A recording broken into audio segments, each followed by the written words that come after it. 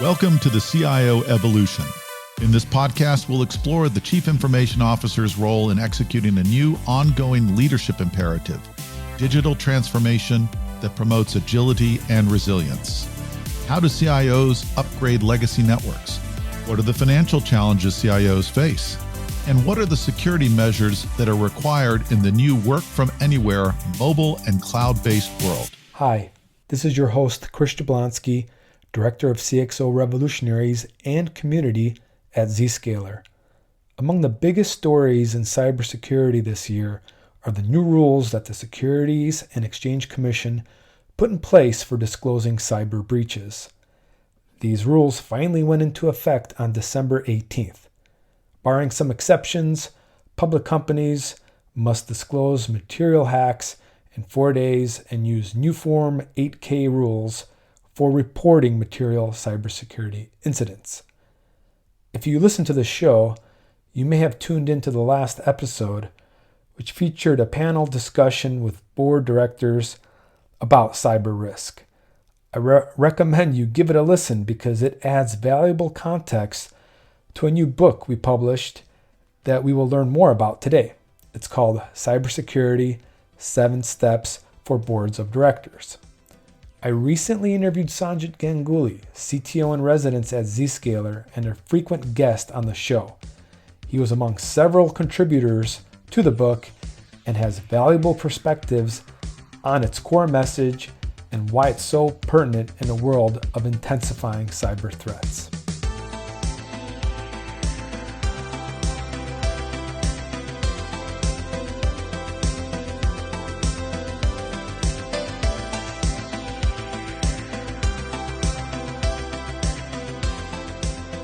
Welcome Sanjit Ganguli to the CIO Evolution. Sanjit is the CTO-in-Residence at Zscaler and a former Gartner analyst. He's joining us to discuss yet another book that he lent a helping hand in writing. Sanjit, welcome to the show. Hey, thanks, Chris. Thanks for having me. Congratulations on yet another book. This one is also 3 digits in page length, very impressive work. So tell me, what was it like working with boards of directors on a book that is, for their peers rather than for the technical audience, which has been your focus in the previous books, like 7 Elements of Highly Successful Zero Trust Architecture? Yeah, great question, Chris. So as you noted, this is our third book in our, what we like to call our 7 series. So we started a few years ago focusing on essentially security architects and network architects, really defining zero trust architecture, what it means in a book we called 7 Elements of Highly Successful Zero Trust Architecture, and then migrated to really kind of the next level, the CXO level. So what a CTO, CISO, CIO, and maybe even a CEO, CFO might need to know about zero trust. What became really evident, and especially so in light of many of the SEC regulations that are making boards more and more responsible for overseeing cyber risk, was we needed a piece of literature, a book, to cater to the board of director audience. So what we essentially did was partner with 2 board directors, one Andy Brown, who sits on the Zscaler board, and Helmuth Ludwig, former CIO of Siemens, but now sits on several boards, to help us write this book, essentially by board members for board members. And ultimately, we took a lot of feedback from not just the both of them who helped us write it, but also from broader board members. And a couple of things really popped out when you work with a different type of audience. In general, board members are not generally coming from technical backgrounds. Some are, but for the most part, I think our research showed probably about 80% don't have a technical background. They often come from financial backgrounds, legal backgrounds, compliance backgrounds, accounting backgrounds, HR backgrounds. So, the content and how we discuss topics in the book, we felt had to be put in that context of how they do their current duties. And so one of the big themes of the book is, that assessing and managing cyber risk is really not that different than everything they do today when it comes to financial risk, business risk, reputational risk, looking at leadership, right? It all is interdependent. And certainly If cyber is an important pillar, if not the backbone of many of those other things that they look at. So that was one. The other one, certainly, the audience is, I would say, just empirically an older audience, right? The average age of a board member is 62. So, kind of explaining a lot of the more, technical aspects with that in mind was certainly part of how we wrote the book.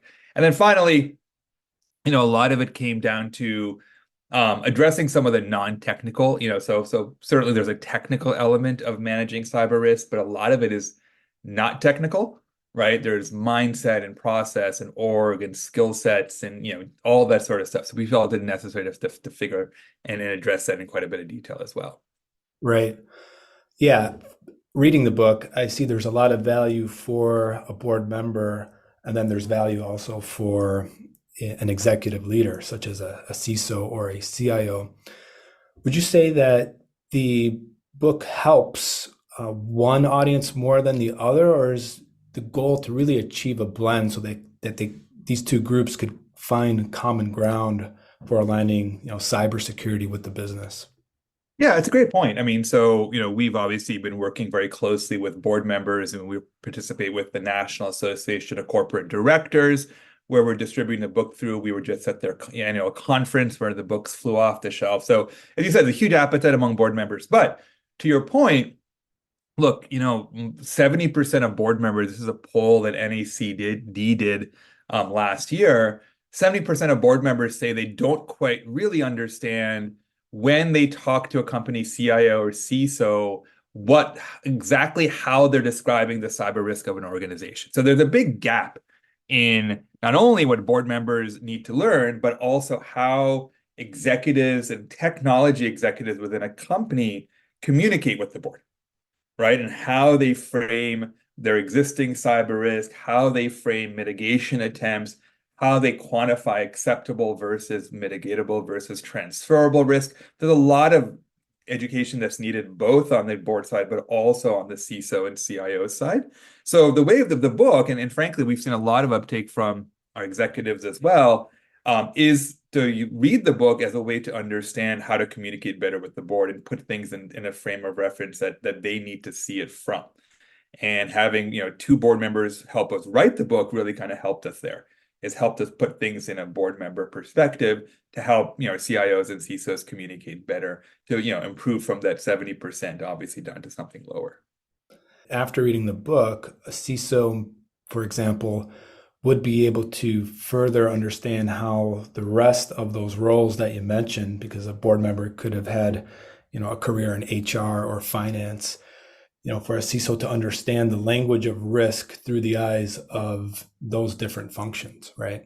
Mm-hmm. Yeah, 100%, right? So as an example, board members play a big role in, hiring, and ultimately firing, C-suite level executives, right?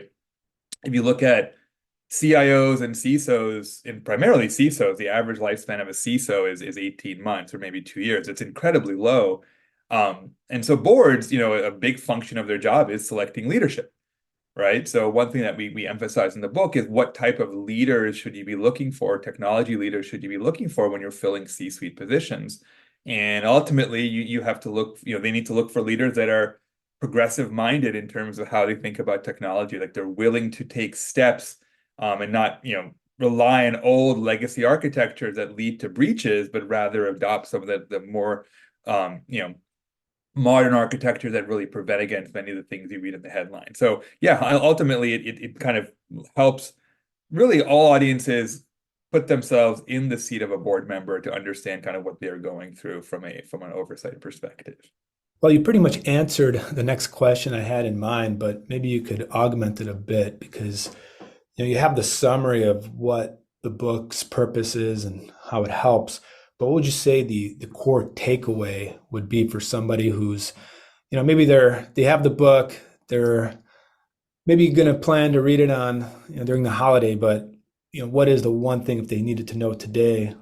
Yeah, good question. And one thing we did do at page 82 is a cheat sheet. So if someone wanted just to read the highlights and not actually read the book, they could just skip to that page. But one of the reasons we broke this into the seven steps, and you'll notice kind of a seven theme. among all of our books is that, seven steps they're easily digestible, they're often quite actionable, and they feel like that you can make progress on them. So we broke the book in these seven chapters. The first one being kind of cheekily titled "Get on Board," because first of all, we had to kind of explain why board members have a role at all, right, in this cyber risk management strategy, and frankly, it was always there, but it's become much more prominent of late, given the SEC regulations, where now SEC will need to see for US public companies how board members are actually overseeing risk, right? So there's potential fines, potential litigation, right? They need to be aware of. So that's part of it. So first is, what is the board member role? That's number one. Number two, how does a board member actually prioritize cyber risk, right? In the sea of 100 other things happening, right? I mean, certainly Sarbanes-Oxley, other regulations are there from a compliance and regulatory perspective they need to be worried about. There's, like we said, compensation. I mean, there's all these different, committees on the board, right? So how does the cyber get enough mind share, right? And typically you'll see that, most boards maybe spend an hour a year on this topic, and then maybe the audit and risk committee spends an hour a quarter on this topic. And the question is that enough, right? Not to mention, now with the new SEC rules, if a breach were to happen, companies have 4 days in which to file an 8K to let the public know. And as you can imagine, that whole concept, and this is what they call materiality, whether the breach is material or not determines whether they let the public know about it. That often is a CEO, CFO / board level decision. So as you can imagine, an hour a quarter or an hour a year is just not suitable for the level of oversight required. So number two is prioritize. Number three is about how do you assess cyber readiness, right? So what questions should a board member ask? Smart questions should they ask to say, hey, are we ready or not if and when something bad is going to happen? Step four does go into technology, right? Because at the end of the day, it is about architecture. It is about having the right technical things in place. But then step five is how to address the non-technical factors, right? So how do you get mindset? How do you skill set or hire the right executives that have the skill sets? How do you train your employee base, process level, organization level? And then we go into many of the obstacles. So as you can imagine, there's obviously going to be a number of things that will block successful prioritization. So we address that. And then finally, a lot of it is not just, a single time event, but rather measure and repeat. So that's step 7, right? So how has this become a continuous improvement stage where you take steps to mitigate risk, you, let's say, adopt some technology, you get the right leaders in place. How do you see if that was, successful? And we go into some, financial models, and how do you map liability, and how do you, map the cost benefit of implementing new technologies, and then obviously, do that year over year. So those 7 steps we feel are pretty digestible. And like I said, there's a cheat sheet at the end if someone just wanted to skip it all and just go to get the main points.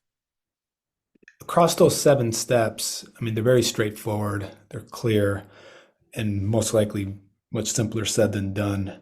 But is there any special attention that any one of those steps would deserve to really get this flywheel going? Yeah, I think most boards kind of are at the step 1. They're on board. Number 2, they are prioritizing. I think where the gap is on the assessment, right? So that's step 3, and really for board members to know what deep questions they should be asking to provide good oversight, but more importantly, how they interpret the questions or the answers they're getting back. So, like I said, that 70% number of boards reported that they didn't quite understand or really know what to do with the information they get from CISOs.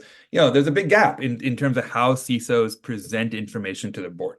So I would say step 3 is probably one of the longer chapters, but it does go into a lot of depth into, where are we today? Do we have the processes in place to deal with something bad happening? Do we have the technology in place? And not to mention, when it comes to the 8K or even the new SEC rules around the 10K, like, do we even know how we would report publicly what our assessment is? So yeah, I think that's probably the crux of, if they were to focus on step 3, I think that would be a good place to focus on. Right.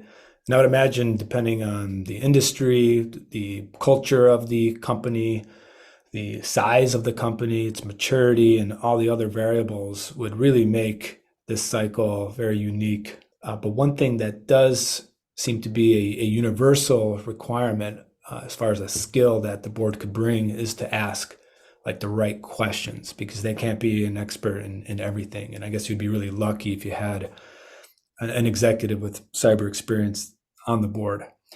But I would imagine most don't. And as a result, you got to have a very good knack for asking, the right questions. And the book has great examples that the board should be asking. Who is responsible for setting and control access policies? Who is responsible for maintaining secure connectivity? So on and so forth. Do you have any examples of the right kinds of answers? Yeah, I mean, I think the answers, I mean, A, obviously should be clear, but they should also be kind of broken into, three categories of risk, right? So A, all answers really need to be focused or put in a business perspective, which I think a lot of CISOs lack today in terms of how they report. They report very much from a technology perspective. Everything needs to be put in a business context. So to a business, there's kind of three forms of risk that they need to think about. Number one, it's mitigatable risk. So cyber risk that they can actually pay money and technology to reduce, right? That's the kind of the biggest lever that you have, the board has, and executives have to change.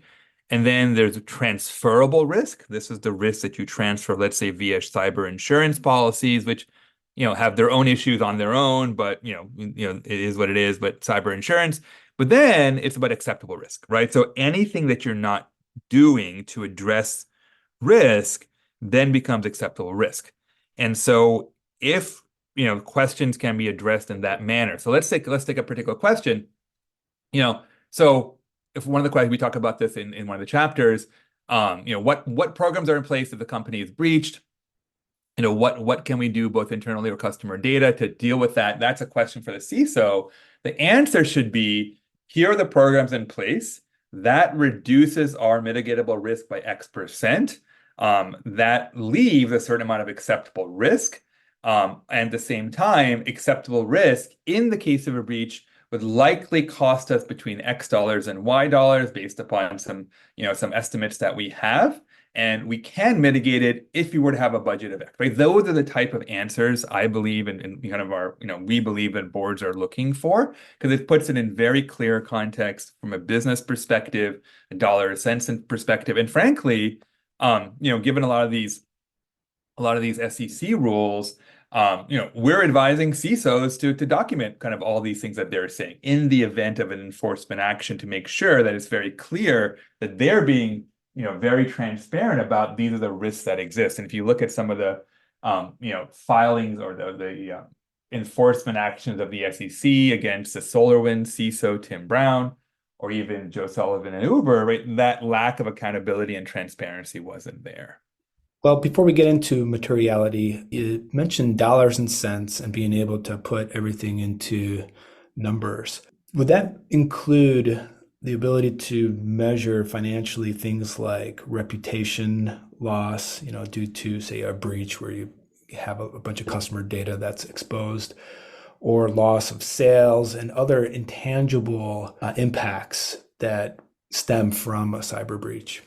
Yeah, I mean, look, a cyber breach is going to kind of, we have 6 different areas where you're going to get hurt, right? There's reputational damage, there's violation of data privacy for your customers, there's a liability from class action lawsuits, loss of business, revenue, loss of customers and partners, and loss of access to cyber insurance, right? So those are losses. Now, look, you can probably compute loss of revenue, right? Because obviously there's if you're making X and you can make less of X, and it's going to cost you. I mean, it's probably there is we can probably have a pretty hard financial analysis, but everything else is somewhat more subjective. But what we would argue is even for subjective risk, it's still important to try to put some dollar value on them, right? Because ultimately you're going to need to at some point figure out whether mitigation strategies are required. Mitigation strategies cost money. So, a breach, for example, Clorox was in the news with a big breach. what was the reputational damage? Hard to quantify, but certainly an exercise that's worth doing, especially when you're going to put that with what the strategy would be to remove that chance that it happened again. So yeah, it's subjective. We have some guidance in the book around kind of the different questions you can ask to try to gauge some of those, but it is a little bit of a subjective exercise for sure. Right. And I would imagine pulling together the executive team, the entire C-suite, to put a dollar sign on the totality of an incident that is significant is the key here, right? Yeah, and frankly, I mean, I would argue that it's not even the actual, absolute value of the dollar amount, but rather tracking it over time, right? So if you say, hey, we made these changes and we were able to, reduce the risk of reputational damage by 10%, that's a more useful figure than the first number you come up with, right? And this is what, we at Zscaler have done with this risk scoring. We have actually introduced some AI-based risk analysis that you can turn on that will automatically calculate in real time your organizational risk, but then track that over time. And then as you put in mitigation strategies, give you, updated scores and then compare you to peers. Those are really useful, right? Because you're tracking and looking at trends, right? Ultimately, you want the trend to be going down. You want your risk level to go down. So, I would say that the initial numbers, okay, maybe they're fuzzy, but really tracking it over time and then bringing it down, that's where it becomes interesting. As a result, the CISO could have a tool that could justify, expenditures and investments across their cyber stack, right? Mm-hmm. Correct. As we move forward, threats will no longer be considered a surprise, but pretty much rather expected or inevitable. What is your overall recommendation, Sanjit, for boards regarding all aspects of this topic, from business planning to supply chain preparedness, continuity planning, and just overall resilience? Yeah, we see, the studies have shown, 85% or more of companies have been reached at some point. The SEC is going to make those very public, so everyone's going to know, at least for public companies, who's been reached. So to your point, yeah, it's more of a question of when, if not if, and not if. So, it requires a bunch of things. Number one is education, right? Everyone getting educated, boards, C-suite, but really, at the end of the day, a lot of these threat vectors are, preying upon the naivete of employees, clicking on links, for example. So a lot of it has to do with educating employees of being more cyber vigilant, for example. But really, a lot of it also is preparing for the worst. So you can, so one thing we advise in the book is doing what we call tabletop exercises, right? So going through and simulating for the board and the C-suite, what is a bad day? Right. So a bad day, and one company at an airline would be, planes are grounded, or there's this, heard something, more horrific happening. At a manufacturing company, it's a defect being found or factory shutting down.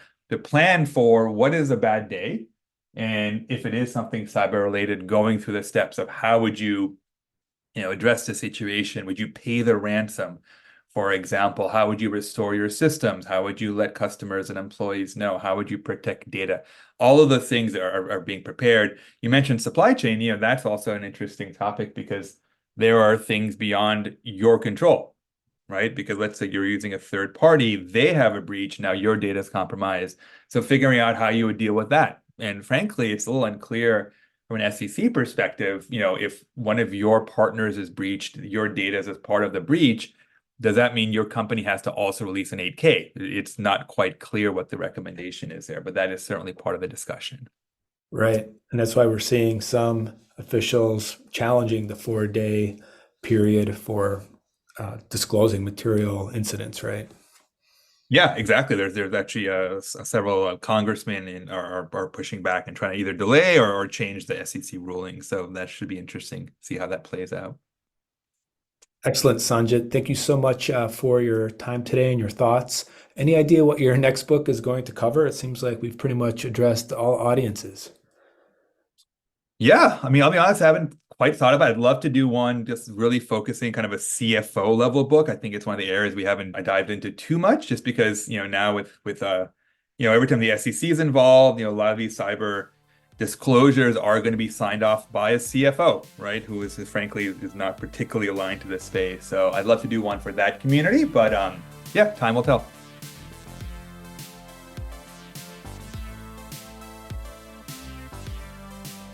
You've been listening to Sanjit Ganguli, CTO-in-Residence at Zscaler. He specializes in zero trust strategy, network transformation, and digital experience monitoring. For more than 20 years, he has worked in a variety of roles, including as a Gartner analyst. You can get a free digital copy of Cybersecurity 7 Steps for Boards of Directors on CXO Revolutionaries or the resource library on Zscaler.com. Before I sign off for 2023, you may want to hear about a couple of Zscaler events. We are excited to host the inaugural Women in IT and Security CXO Summit on January 23rd and 24th in Palm Beach, Florida. This CXO gathering will feature top women executives from leading organizations. After that is the Global IT Leadership Summit in Mumbai, India, with the theme Unlocking the Power of India's Digital Future with Zscaler Security Cloud, taking place on February 5th and 6th. We have many listeners in that part of the world, so this can be a great opportunity for them. After that is the CXO Exchange in Amsterdam from March 26th to 27th. This program offers the opportunity to expand your C-suite network, gain valuable insight from your peers, and discuss critical issues faced by IT, networking, and security leaders today. Visit CXO Revolutionaries to learn more. We wish you the best this holiday season and have a great 2024. Thanks for listening to the CIO Evolution. Check back with your podcast provider regularly for more episodes. You can find more episodes along with other podcasts on the CXO Revolutionaries website at revolutionaries.zscaler.com. Statements by Zscaler podcasters and guests are informational only and should never be construed as legal advice. You should consult your legal advisor on matters related to you or your business. Zscaler makes no warranties, express, implied, or statutory as to the content of this podcast, and it is provided as is. Content on this podcast may contain forward-looking statements that are current as of the date of the recording and subject to change. These statements are subject to the safe harbor provisions created by the Private Securities Litigation Reform Act of 1995. Full legal disclaimers are available at revolutionaries.zscaler.com. Copyright 2021.